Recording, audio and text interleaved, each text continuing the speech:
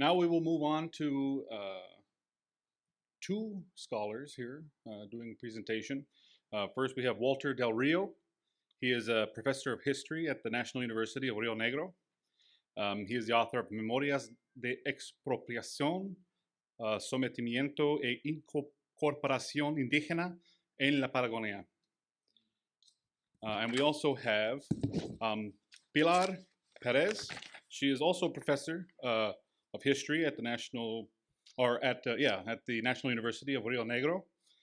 She has published the book Archivos del Silencio, Estado, Indígenas y Violencia en Patagonia Central. And they will be doing their presentation on the desert within, Indigenous Genocide as a structuring event in Argentina.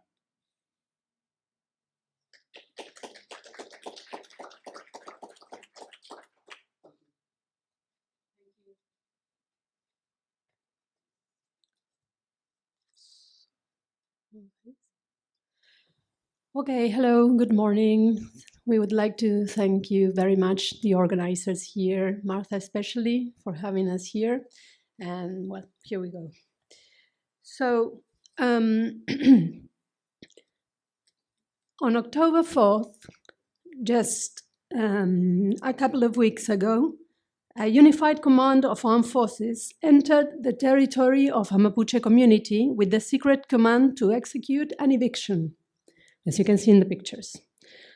The Mapuche people had been accused a few days before of burning a police mobile in the vicinities, although there were no proofs to accuse them. The result of this police operation was the imprisonment of 6 women and 5 children. One of the 6 women that you can see there in the picture on the other side is the Machi, which is the spiritual leader of the community. The current government is supposed to be a national and popular one, but the human rights organizations, universities, indigenous communities, and social organizations of the country denounce the unacceptable violence over this community, the Lafken Winkul Mapo community. So, a few days before this event, a caravan of neighbors, so-called neighbors, demanded the intervention of the national forces against this called pseudo-Mapuche. Pseudo, the idea of not an original thing. The pseudo-Mapuche were believed to be terrorists with the firm purpose to divide the country and create a new Mapuche state. So you can see there the signs on the cars that said, Roca, come back. I will tell you now who that is. You haven't finished your job. Here we have the statue of General Roca. That was the military commander of the conquest of the desert. This is what we will talk about, who was a minister of war, and after that, president of Argentina for 2 periods in the 19th century. The conquest of the desert was the name given to a series of military campaigns that extended over Patagonia and Pampa between, well, the official dates are 1878 and 1885, and the result was the incorporation of the proclaimed desert and the subjugation of the indigenous peoples of the south of the country. The conquest was narrated since then as an epic event in which the military agency brought peace, development, and control over this desert. That is the long-standing metaphor for a barbaric past. What had happened to the Mapuche and Tehuelche people during the conquest of the desert and after that? As simple as this question may sound, it had not been academically dealt with for over a century. Bearing this in mind, we sought to re-examine the process known as the conquest of the desert as genocide. Why we chose this category? In the context of the democratic recovery after the last military dictatorship in Argentina, and especially in the celebration of the 5th century of the colonization of America, indigenous activists denounced the conquest of the desert as genocide. They managed to install a social debate, and when the media, the teachers, and the politics in general, people turned to the academic knowledge for an answer, it became quite clear that the only narrative we still had in the country was that of the military perpetrators of the campaign, and that they have produced this narrative and celebrated through the 20th century. After that, the academic scholarship has made use of this concept, in some cases based on the definition of the UN Convention, as we saw this morning, but sometimes transcending this legal framework in order to broaden the significance of the category of analysis. Thinking of the conquest of the desert as genocide implies, in the first place, understanding the process in terms of crimes against humanity. And it also implies the connection of the Argentine state as the perpetrator of the crimes. The conquest of the desert allowed the forced incorporation of the natives into the labor market, at the same time that they were stripped of material belongings, territory, of course, and their forms of social organizations, cultural lives, and languages were undermined, as we will see now. But at the same time, it also shaped and structured the Argentinian society that since then on believes to descend from the ships. This is a motto repeated government after government and by people in general. This assumes that the indigenous peoples no longer exist and that they have somehow vanished from our history. We will suggest today a classification of moments to study this process of subjugation and incorporation of northern Patagonian peoples into what we understand as the nation-state territory matrix. That is the historical relation between the states and the original peoples that was refounded with the military campaigns, but it extends over our national history until the present. We use this concept, the nation-state territory matrix, in order to refer to the hegemonic process that simultaneously and intertwined led to the construction of state, nation, and territory. So, our research deals with three questions mainly. What had happened before the conquest, right before the conquest? What had happened during the military occupation of northern Patagonia? And what had happened to the survivors once the state announced the end of the indigenous issue?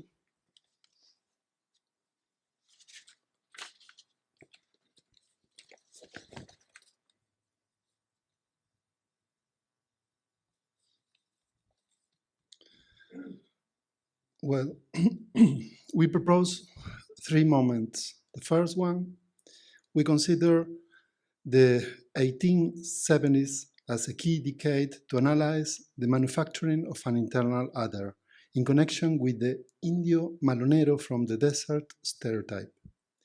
Immediately after Argentina pacified the internal conflicts and dealt with its international borders, the war against internal frontiers emerged as the principal national conflict. In this context, the Indio Malonero became a figure that homogenized and invisibilized other previous constructions of alterity. This internal enemy was built as a threat of the goods and persons, as well as the social order of the nation. To this end, the political discourse created and promoted through the media and even through scientific discourse an Indio Malonero stereotype. It means the Indian as a thief who used the strategy of raids over the borders.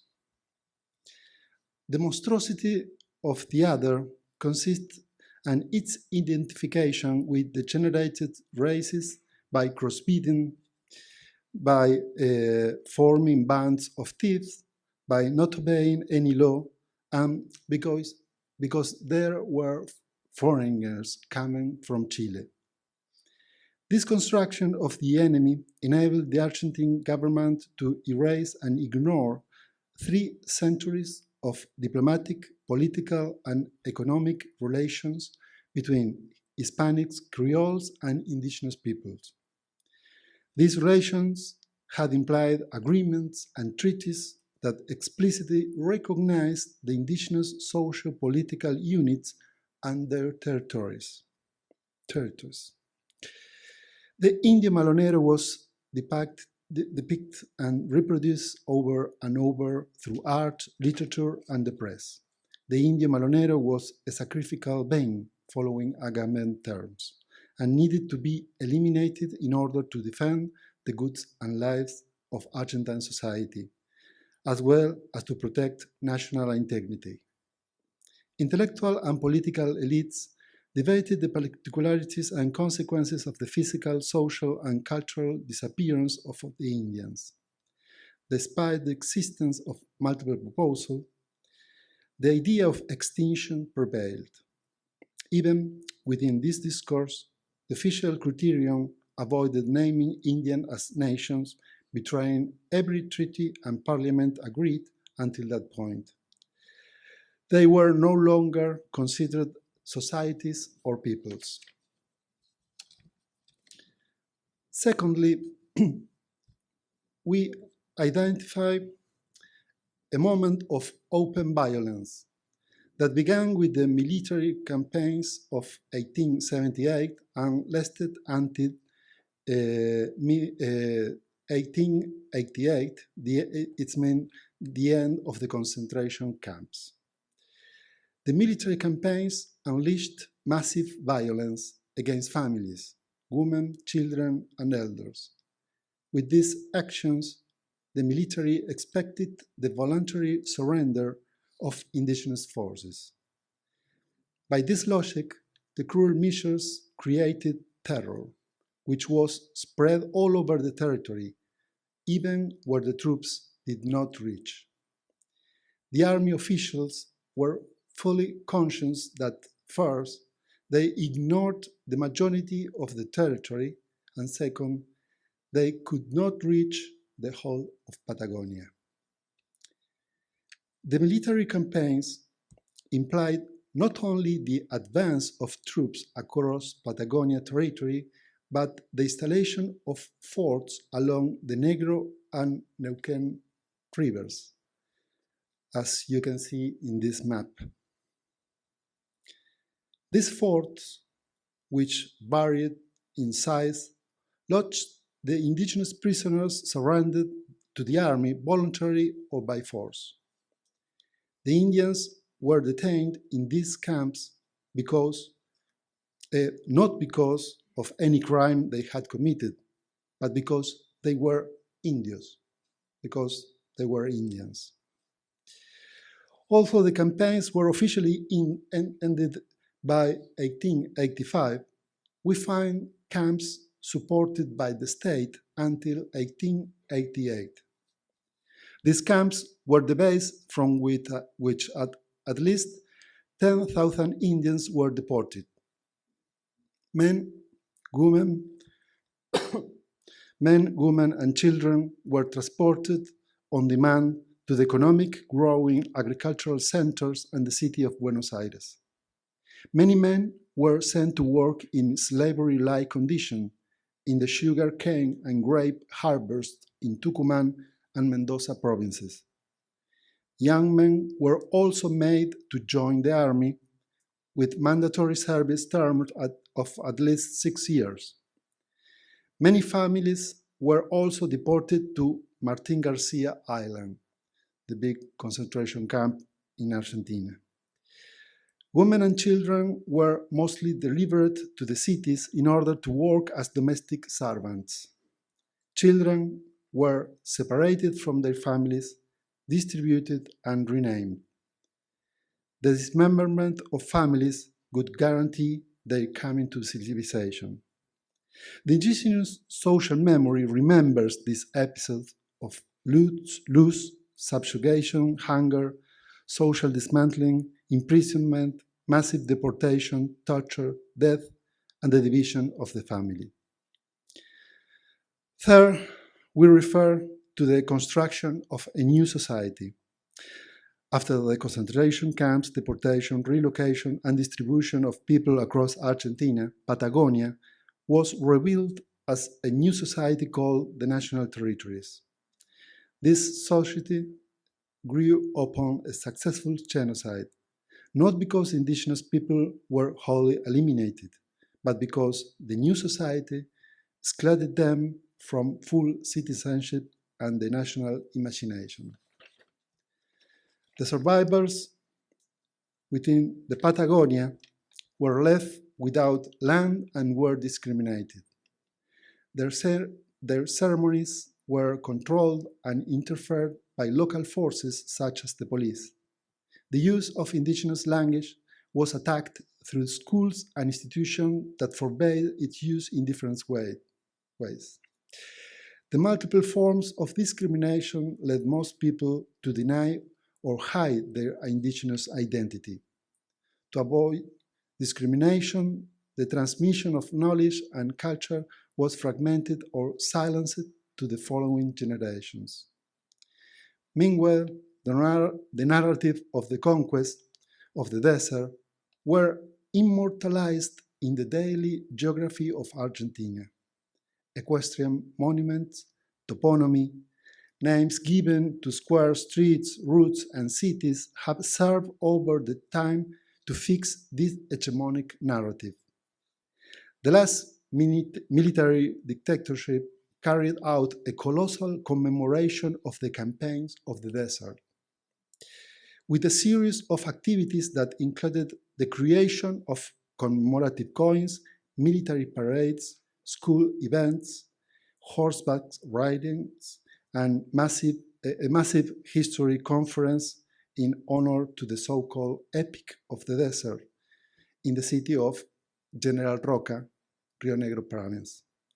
The dictatorship identified the desert campaigns of the past with their own operations against rural and urban guerrillas.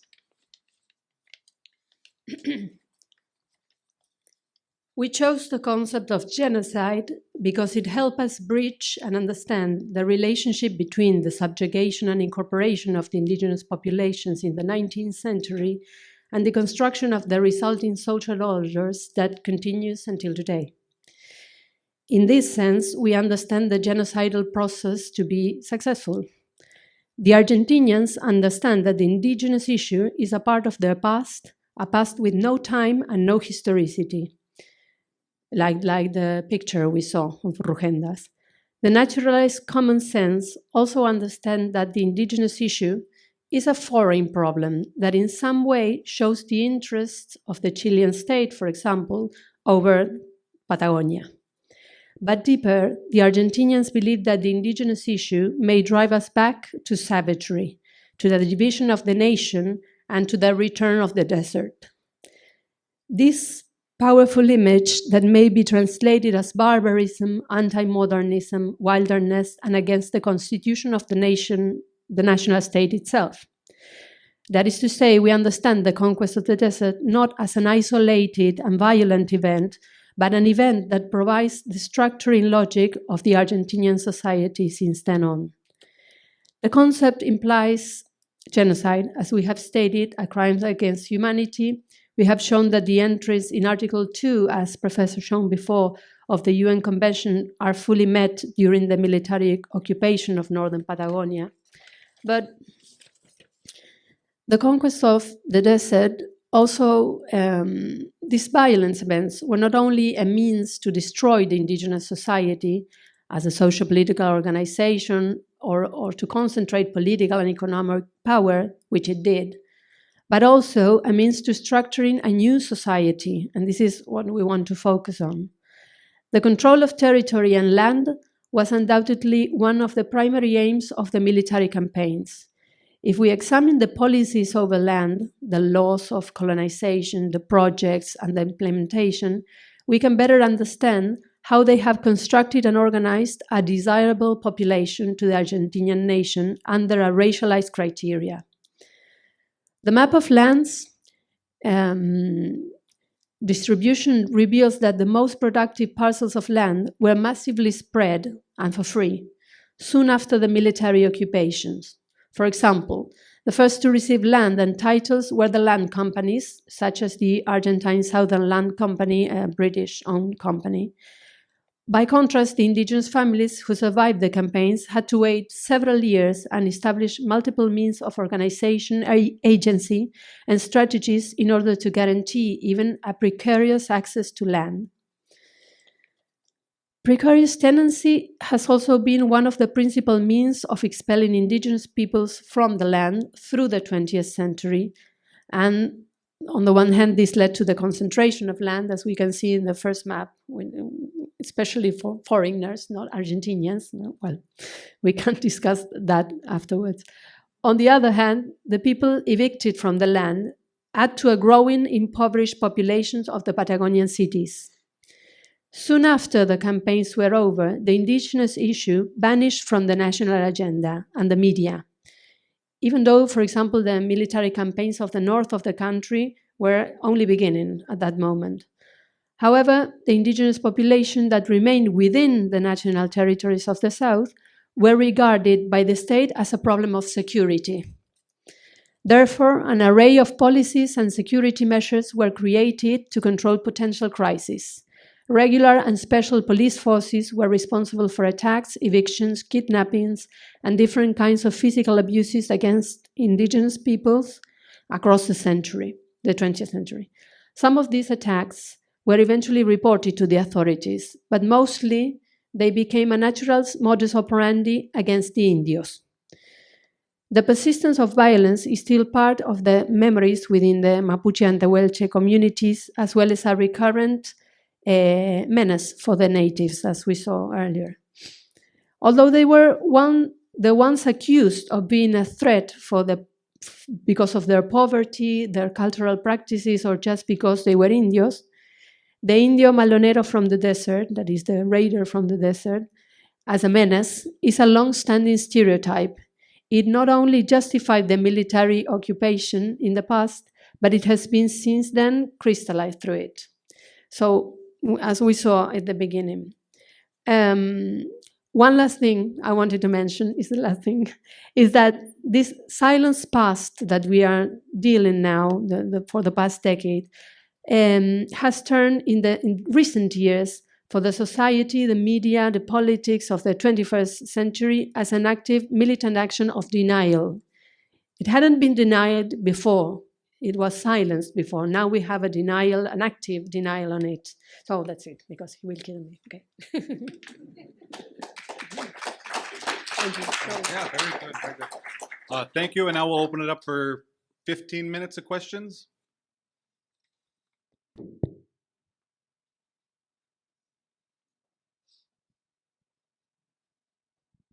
Hi, can you hear me? Thank you so much. Muchas gracias. I have two brief questions about this very interesting presentation. One is about sources, as you say, because you are covering such a long time period, and because this has been actively silenced and now, as you say, denied. I'd love to hear more about that. Obviously, there are collective memories among the Mapuche people themselves. I'm wondering if the state itself, because of the denial, kept their own records in a way that's accessible, or some of those records have been destroyed or can be reread now. I'm just curious about the sources. And then the second question, and I hope this is clear, is about, similar to Wolf's problem as a historian. I'm also a historian. Guatemala is the context that I know better. Some of these terms that you are using, the internal enemy, is familiar from other contexts, other times, the communist subversive enemy within the military dictatorship, not just in Argentina, but in places as diverse as Colombia, Central America, anywhere, right? And then also the silencing of memory. The Guatemalan Truth Commission report was called Memoria del Silencio. So these are terms that travel and kind of skip over time, and it makes it very difficult on the one hand to be historically specific without recognizing that these are just dynamics that are everywhere at many different times. So the less clear question that I'm trying to ask you is, it seems that you are implying that after the military dictatorship was over in Argentina, there was an opportunity to reopen this past, because the society, if you say that the military dictatorship was celebrating the conquest of the desert in this massive parade, if people were suddenly, at least some sectors of society, suddenly rethinking what had happened during the Argentine military dictatorship, was that an opening of the silencing of this previous genocide. And so if you could tell us more about that dynamic, and then about the denial that you say is happening now, or because this is a parallel that is not exact, maybe it was an opportunity to discuss a past history, but is something lost in the kind of narrating the two alongside each other? This was not the clearest question, but what I'm trying to, I don't know if I explained myself. What I'm trying to say is, how do you deal with the dual track of time, the two time periods that you are narrating in such a complex way? The sourcing question is much more simple. I go to that. Okay, yeah. And then the other one we can discuss over coffee, something like this, where I can be clear. Thank you for the question. I think maybe the two questions link together because we work, as we are both historians too, so we work with social memory as well as with archives. Not because we want to check if one is telling the truth or not, but because we have a lot of gaps and a lot of lacking of data within the archives as well as in social memories. So we triangulate them, we share them, and the thing with the archives is that there is a lot of information in the archives, but the questions about the campaigns were not popped until the 80s, 90s, when the indigenous organizations started actively denouncing what had happened. The social memory of the indigenous peoples kept a long way these stories in a very fragmented way. I mean, many people were taken by crazy for their own families, or that they make no sense of what they were talking about when they refer to these sad stories, or the ways they ran away from the concentration camps, or the hunger they suffer, or whatever. But when we started mixing all this different information that came from different sources, also the media, the press, and many other sources that we started, photographs, maps, we started working with all these different kind of sources, we came to this big story that we told of 10 decades, of a decade, And this started making sense in the 80s in Argentina were very special because of the human rights organizations. And they went together with the indigenous organizations, which they have shared activism before, but it was like a moment that it came crucial to talk about that. And so that's what we referred to at the beginning. The universities, the scholars, we didn't know anything about the conquest of the desert. We studied in the same university, which is the University of Buenos Aires, a very important university in Argentina, and our professors told us that was no historical subject. That was, if we talk about indigenous people, well, maybe the anthropologists would deal with that, but it was not a topic for history. Yes. I have my PhD on anthropology because I study the history of indigenous people in Argentina. But I'm a historian, and well, I realized that when I received the title. Well, maybe to the second part of your question, we are not trying to say that they are the same kind of processes. Of course, for the Argentinian society, we kind of understand the state terrorism, the disappearance, and all the violence of the last military dictatorship. And for people, it's like they link immediately this, but we are not doing it specifically in the historic point of view, because there are different things. The creation of the internal enemy has, the indigenous population were focused because of the land they occupied and a sort of different thing. And instead, the subversivo, I don't know what you understand, okay. It's like a very difficult category to say who is a subversivo. Anyone can be. And it's not the same thing with the indigenous population, okay? We can better focus who is the indigenous population, that the subversivo can be any of us. It depends on what we do, okay?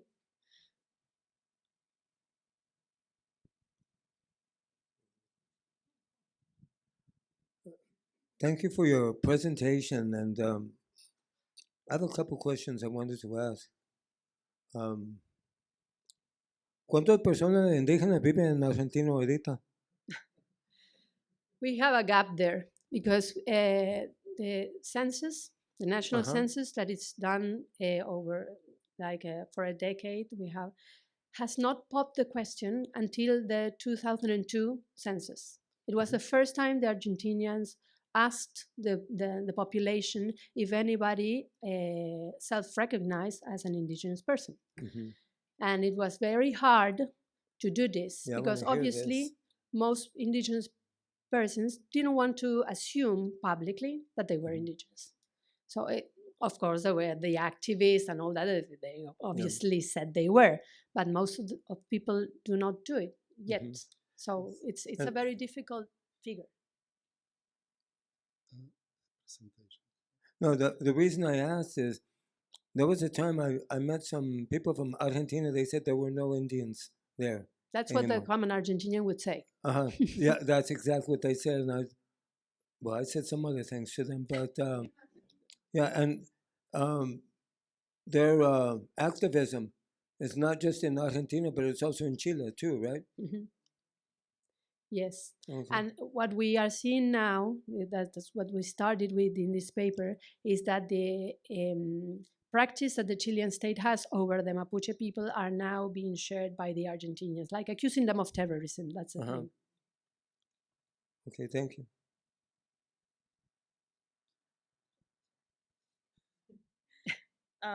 Sorry, I got the mic so my elders could go first. No? I'm sorry. Okay, all right, my bad. I guess my question is going to seem a little out there, so work with me here. Do you see, as a part of your research or even culturally, the push for the Patagonia and essentially deepening the taming of land and people as any type of relationship to the conquering and the gatekeeping that's happening of the Antarctic treaty system and essentially Argentina's proximity to Antarctica and the role or lack of ownership that politically happens in Antarctica, but the fact that Argentina, Australia, New Zealand are the next closest. Yeah, that's my question. I have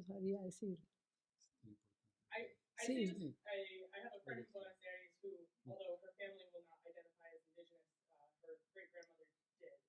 And she told stories of a time period of people traveling into darkness and not coming home. And ultimately, for her and her tribal relation, she considered that to be what is now known as Antarctica. And I've heard that reality in a few other places, but I didn't know if that's something that, with regards to the why desire to own that southern point of Argentina push so deeply. Is there more to the land grab there? Yes, the sea routes. What do you call roads? Routes. Okay. Yes, it was very important for the British Empire at the beginning of the 19th century. So it was the Malvinas, all the island, and the points that you have around the southern part are very important to link to the Australia, New Zealand, etc. And so that was very important. Argentina tried to have different whale extractions from the Antarctic, and they tried to be there, the government, I mean, but the British sent them away.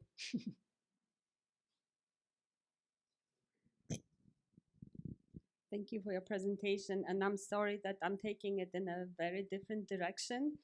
I just want to kind of introduce the theme, which I have noticed running through every single presentation today, and that is the imposition of kind of Eurocentric heteropatriarchal systems of gender and conceptions of masculinity and femininity in those different settler colonial genocides. We had massive rape as a tool of genocide, deliberate, intentional. We heard about the role of like gender in turning land into property, which was only given to men, so which like destroys kinship systems that exist. We heard about Pocahontas being married off. And now I'm really drawn to the image, the painting that you showed that constructs this man as a rapist, which is then used as an excuse to perpetrate genocide. So I wanted to kind of introduce it as a theme, because it's not just that, you know, rape is a tool of genocide, but those systems of gender that are being imposed are used as a genocidal tool. Yes. Patagonia must be liberated from the savage who controlled her, and The white woman. Yes, the white woman. Yes, yes, the captive. It was a stereotype in the art, in Argentine art and literature. And well, as you said about the property of the land, the owners are males, and who received the land were men. And this is the recognition of chiefs, Indian chiefs, only to the big men, a few of them, and their families, but not any mention about women, children, and elders. We work with this. As Pilar said, we started to work with social memory and narratives, Mapuche and Tehuelche narratives that were analyzed by anthropologists or folklorists that follow images of dreamings, mythological animals or situation, and focus of these mythological creations, but not take account about the history that these stories